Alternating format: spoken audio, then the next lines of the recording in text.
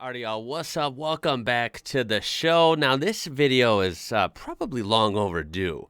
This video is going to help me out and anyone else that is casually become a big fan of rally and wants to understand it more on a deeper level, right? So this is understanding WRC rally cars, Rally 1 versus Rally 5 comparison. And I'm thinking, what's this all about? So this is breaking down actually, what each class looks like. How do the drivers progress? That type of thing. I think it's only natural for me to learn this because, well, I have just been overcome by rally. I think it's absolutely amazing. I've said that a million times by now. You guys know that. Craftsman Truck Series, Xfinity Series, all the way up to the Cup cars in NASCAR, F3, F2, and then, of course, the Pinnacle F1, for the Formula One ladder, and so forth. So, yeah, let's dive right into this. This is from a channel called Rally Beast. Looks to be a newer or smaller channel, so definitely make sure to use the link in the description so you can watch this whole video uninterrupted and definitely browse their channel. Let's go. Between classes. The new classes of cars are Rally 5, Rally 4, Rally 3, Rally 2, and the Pinnacle, Rally 1. All right. Let's break down each of the levels. Easy enough. Starting with Rally 5. So Rally 5 being the introduction, the lowest class, and then you can Rally 5 is at the tier base up. of the pyramid both in price and performance. 6 kilograms per horsepower. Okay. These look to be two-wheel drive. Interesting. The guiding principle of this class is simplicity and low cost, keeping it simple to drive and work on. The first defining requirement of the Rally 5 car is that it needs to be two-wheel drive. Right. The majority of these cars are front-wheel drive because it is a very good platform to learn the basics of driving a rally car. Okay, makes Many sense. of the techniques translate well into all-wheel drive as well.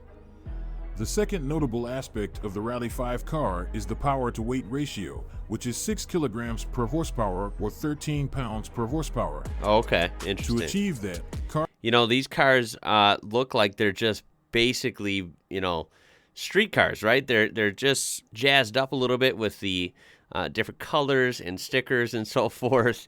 If we go back to a couple, like you can see here, it looks really cool, but it looks like it's even stock body work, right? I mean, the thing is barely modified, so it's interesting to see. To achieve that, cars are required to be fitted with a 1.3-liter turbocharged engine or a 1.6-liter naturally aspirated engine. Okay. And they must weigh no less than 1,080 kilograms or 2,380 pounds.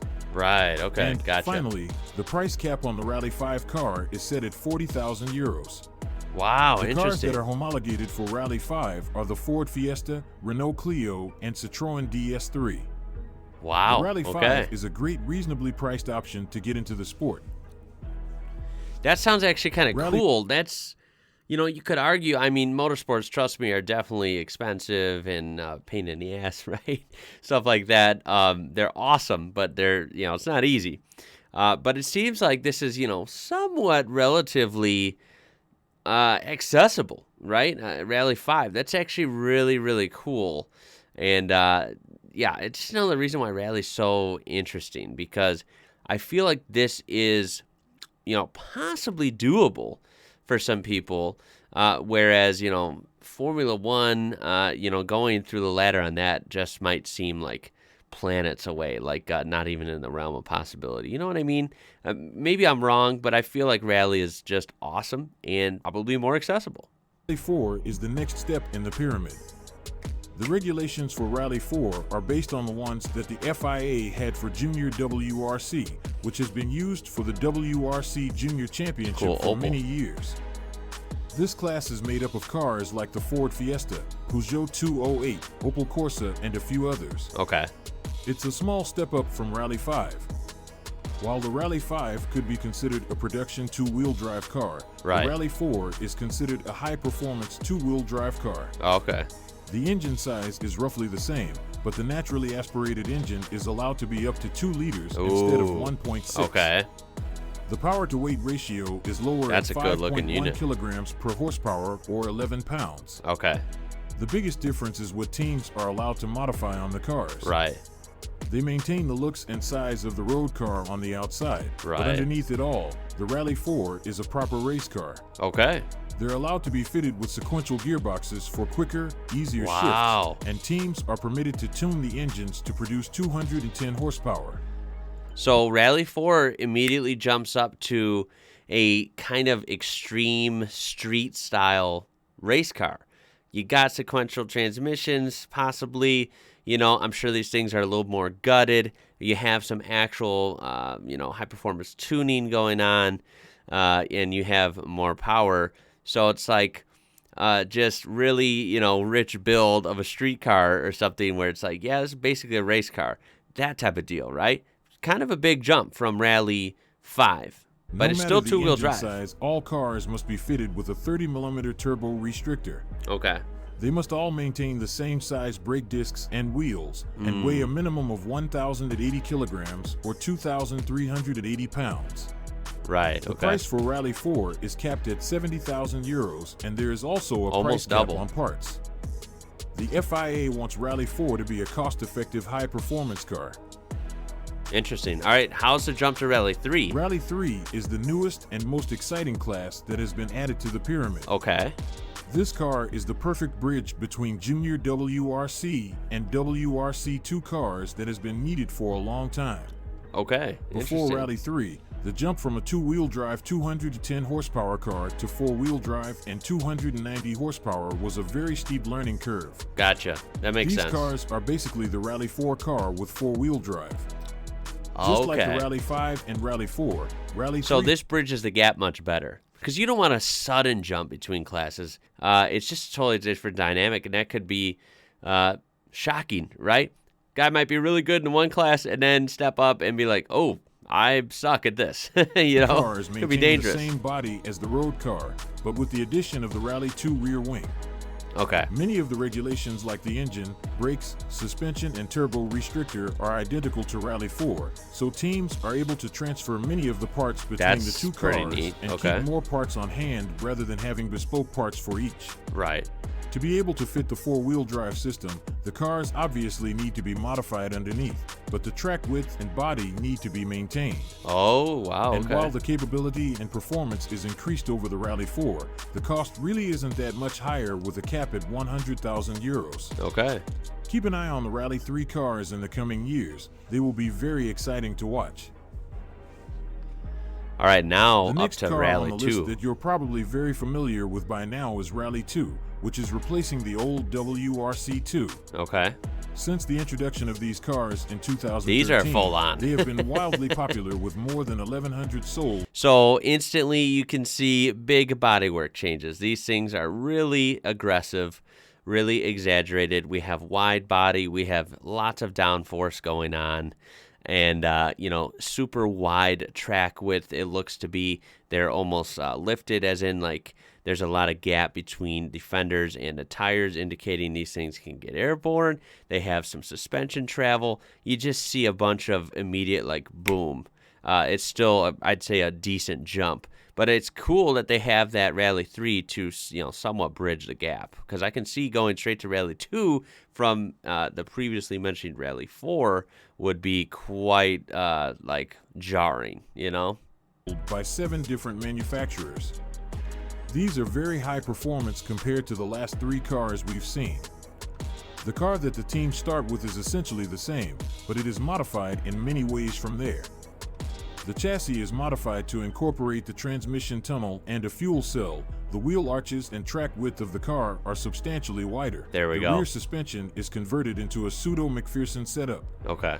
The engine is also allowed to be modified to increase the power to 290 horsepower.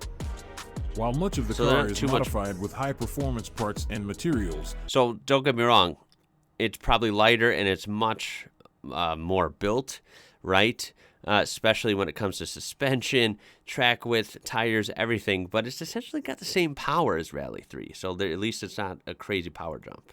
The four-wheel drive system is actually simplified with the lack of a center differential. Okay. Given the increased performance, the safety is increased as well. Right. The doors must be fitted with at least 60 liters of high-density foam to help absorb energy in case of a lateral impact, and the seats must be made to a higher safety standard. While the Rally 2 car is the second highest level in the World Rally Championship, Ooh. they are considered the highest level in many of the national championships around the world. Wow. Here Nice in the Skoda. USA, they've even gone on to beat the extremely dominant Subaru Motorsports cars that cost far more. Damn. And now we're on to the new pinnacle of the World Rally Championship, Rally 1. the all-new Rally 1. The replacement to the now retired WRC car, Rally 1 is packed with technology and even more power than its predecessor. Jeez. Since 2016, the top-level rally cars have featured spectacular aerodynamics that added another element to the already extreme performance of the cars. Right. They have scaled back quite a bit on the aero in 2022. And if Okay. you want to know more about that, check out our Rally 1 versus WRC aero video. That sounds cool. I'll probably check that out on my own at a later time. That sounds interesting. Look at that shot. That is just, these are cool looking. These are just super cool. I freaking love these. You can just see, it looks like a lot more money involved. This looks like a full-on beast mode unlocked race car. And that's what it is. It's top dog. You can tell that this thing looks nothing like a showroom Toyota, whatever this is based off of, right? So compared to Rally 5 and even Rally 4, yeah, this is big money, I think. We'll link it in the description below. While the aero has taken a step back, power and technology have taken a big step forward with the introduction of the new hybrid power unit.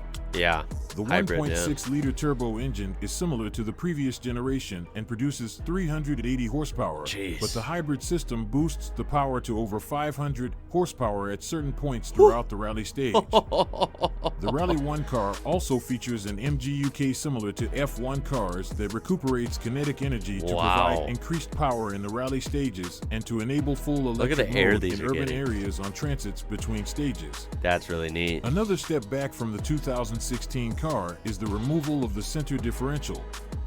The four-wheel drive system is basically locked front to back like a four-wheel drive truck, so don't be wow. surprised if you see the Rally 1 cars struggling to get around tight corners and understeering a lot more. Right. Also- That's weird. Why did they do that? Does anyone know why they would remove the center differential? Because everyone knows who owns a four-wheel drive. Yeah, if I go out and put my Chevy truck into actual four-wheel drive, when you go to turn, you get some problems, right? Turning radius is horrible. It's not really even good for it, especially if you're on like a non-slip surface, right? You're not even supposed to be in four-wheel drive. It just, it starts kind of buckling and acting weird compared to, two-wheel drive, right? Or perhaps like an all-wheel drive setup where it still turns really good. So, yeah, that is interesting, especially on a tight turn. They'd probably feel that feedback through the wheel. Interesting decision. I wonder why they did that. Also new in 2022 is the safety cell, which came as a result of research projects undertaken by the FIA. The safety cells have all been standardized throughout all of the cars, and teams will build the exterior body panels around the space frame. Wow. Now, to round out the specs, the Rally 1 weighs in at 1,190 kilograms, or just over 2,600 pounds, and is required to have a power-to-weight ratio of 3.1 kilograms per horsepower, which is twice as good as the Rally 5. Damn. While some Rally fans aren't happy about the new hybrid direction of WRC, when you look at the power and torque advantages and the fact that fans will still get to hear the fantastic sound of Yeah. a WRC engine, I think it's a great move. Yeah, compared to Formula One. Yeah, these sound really good. These are still ferocious. They're making tons of power. The hybrid thing doesn't bother me at all. I get that it's a far cry from 80s, 90s rally cars where it's just like pure raw craziness, Group B, stuff like that. I understand that, but I think for modern day standards, where we have a bunch of series trying all these crazy things and all electric everything and blah, blah, blah, I think these are still pretty awesome, right? They're still extremely loud. They have all these amazing flames and backfires and just all that intense motorsport, smell and sounds that you kind of want to hear and experience. So that's why I think Rally, even these modern cars are still legit, right? They're still awesome. They're not, totally neutered, let's say, I think they're really cool still. compared to Electric some other cars series, aren't you know, forecasted where to hit the rally it's stages changed a lot. anytime soon, so fans can rest easy with that in mind. Now there are a lot more details about each car, but it's a lot more than we can cover in one video. Right. So keep an eye out for more videos about each of them. That was a really good breakdown. Look at ending on this awesome shot of this Hyundai in the air like that. Really, really cool. And that is a cool car, even though I usually cannot stand that brand. I got to say, that is a cool rally car. They have a good rally program. So, anywho, that was really cool to see a breakdown of Rally 1 versus Rally 5 and everything in between. Definitely a big difference. These are full-on space frame, just monsters, Rally 1. And the Rally 5 cars are, you know, barely more than just a production hatchback you could get at your local dealership through various parts of Europe or wherever. So, I don't know. Very interesting to see. I will have to do some more research on some of the lower classes just to see what it's like, right? I think that'd be kind of fun. Watching this, you know, like this, especially hearing about like the Rally 5 and stuff, makes me want to build my own rally car, you know, not literally to compete in Rally 5, but I mean, rally cars are just awesome. Yeah, that would be fun to build a rally car, wouldn't it? I don't know. I'm to see what I can do. Please throw a like on there if you enjoyed this. Subscribe to be part of this amazing community. Make sure to check that original video out in its entirety because we did skip a couple parts of it. And what do you think about a modern rally as a whole and how they have, you know, finally ended up with this Rally 5 all the way up through Rally 1, these different classes? How do you think this system works? Do you like it? Do you see some flaws in it? Go ahead and let me know. My name is Ian. You're watching IWrocker. And until next time, y'all, I'll catch you later.